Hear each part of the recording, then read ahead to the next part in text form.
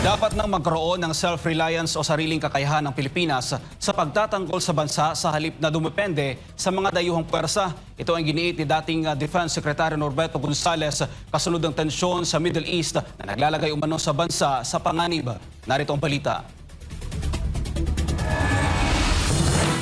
Kasi nga, ang policy natin umasa sa Amerikano eh. Ito ang nakikitang dahilan ni dating DND Secretary Norberto Gonzales kung bakit hanggang ngayon ay hindi pa kaya ng Pilipinas na depensahan ang sarili nitong teritoryo ng mag-isa.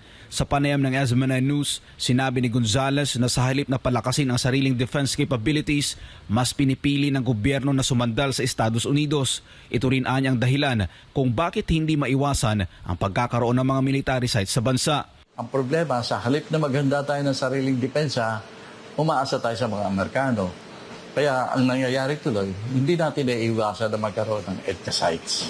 Hindi natin na naiiwasan kasi wala tayong sariling preparasyon. Kaya ang resultaan niya, nagbimistulang battleground ang ating bansa sa mga gyerang wala naman tayong interes. Ang nangyari, nauna lang yung mga Amerikano. Pero nandiyan na rin yung mga Japanese. Nandiyan na yung Australian.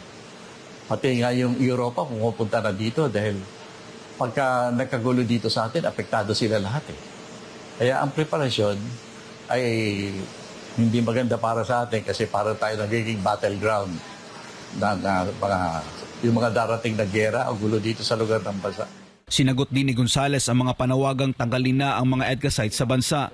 Ayon sa dating kalihim, bago tuluyang paalisin ang mga puwersa ng Amerika, dapat ay sigurado muna ang gobyerno na kaya na ng Pilipinas na depensahan ang sarili nito.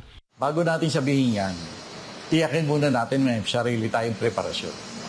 Kasi ang threat sa atin, with or without the EDCA sites, mangyayari. Pero binigyang diin ito na kahit maging ang mga Amerikano ay hindi anya maaasahan ng Pilipino dahil sa pagbabago ng sitwasyon. Hindi natin iniisip na baka sakali dumating yung pagkakataon na iwanan tayo ng Amerikano. Alam mo, iba ang sitwasyon ng Amerika ngayon. Hindi tayo nakakatiyak na yung mga pinapangako nila mangyayari.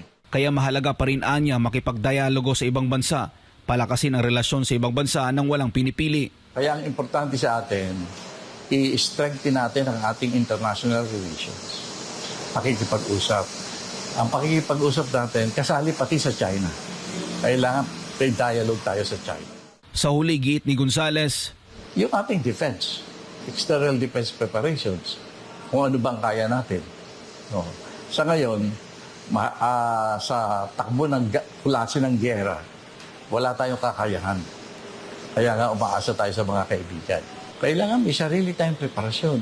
Paulit-ulit na personal kong sinasabi yan eh.